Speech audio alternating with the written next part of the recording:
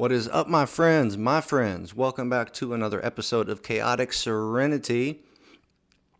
So I'm not really doing a series per se, but I've been reading through some interesting books by a guy named Timothy Keller, and as I go through these audiobooks, I make little bookmark notations of stuff that's interesting that's talked about, and so this week we're also going to be using just a little tidbit, something that one of these books brought to my mind. So this topic, it's about encounters with the divine, right?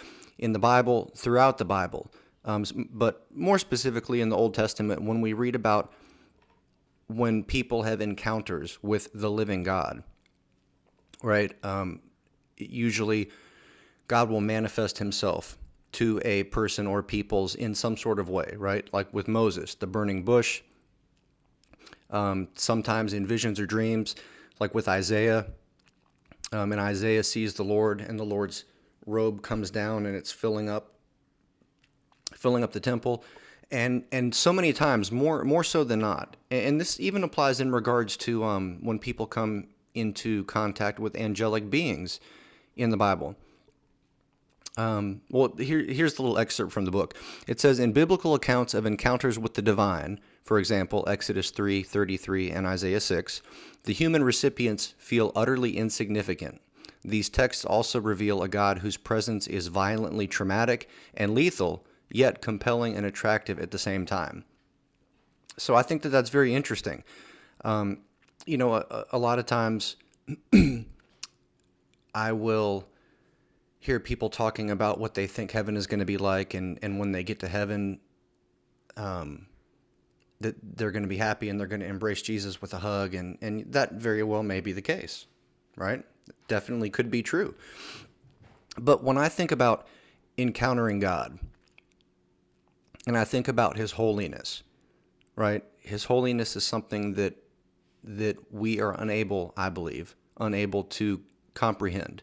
We can partially comprehend it, I think, but we're unable to come even close to fully comprehending it.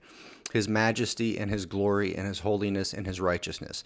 And I think that it's going to be such a mighty and powerful thing that I can see myself feeling utterly insignificant and bowing down and falling flat on my face in front of an ultimately mighty and just and holy God. So, you also notice, like I mentioned earlier, right, with angels, there's a number of times where angels come into contact with people in the Bible. And what is one of the first things the angels usually say, or these heavenly messengers? One of the first things they usually say is, hey, don't be afraid. It's all good. Don't be scared. And, I think that if y'all are anything like me, we tend to think about angels as these kind of Renaissance painting-esque beings, right, with possibly flowing hair and kind of radiating a sort of a glow, and having these wings and flapping around, and basically just looking like a really beautiful person that happens to have wings, right? I wonder what they really look like. A pastor who is no longer with us of a church that I used to go to, the pastor would often, whenever he would talk about angels, he would usually say something to the effect of, that's kind of what we think that they're like, what I just said. But then he'll say, in reality, I think they're probably more like transformers, not literally transformers per se, but just the fact that we're thinking of them as kind of these humanoid type beings. But who knows, right? I mean, the way that some people are just struck with utter fear when they see angels, it makes me wonder what these angels really look like, right? They're probably things to be reckoned with, for sure. So anyways, the point of what I'm getting at here is that as I think about this brief little passage from this book, it really does make me contemplate and wonder about what our first reaction, right? What our just off the top of the head knee-jerk reaction, so to speak, is going to be when we do come into contact with the living God, whether a believer or an unbeliever. It's going to be interesting, and I think that there is definitely this sense of a God whose presence is violently traumatic and lethal, right? We read about a God who, if you get too close to his presence, you will be annihilated, so to speak, right? I'm not talking about like permanent annihilation after death. You just die and you don't go anywhere and you're just unconscious. That's not what I mean. I'm just talking about if, when people would go up, God said, don't let them go up on the mountain. If they set foot on the mountain, they're going to be too close to me, and that's going to be the end of it for them, right? So there's definitely this traumatic and lethal aspect of being close to the presence of God, right? But there's also this compelling and attractive pull and desire at the same time. And I would imagine even more so for someone who is a believer as opposed to an unbeliever. But anyways, that's all I got for y'all. Just a little tidbit that was on my mind, something I was kind of pondering and thinking about. But hey, thanks for your time. Appreciate y'all being here. And I hope y'all are having a good week, right?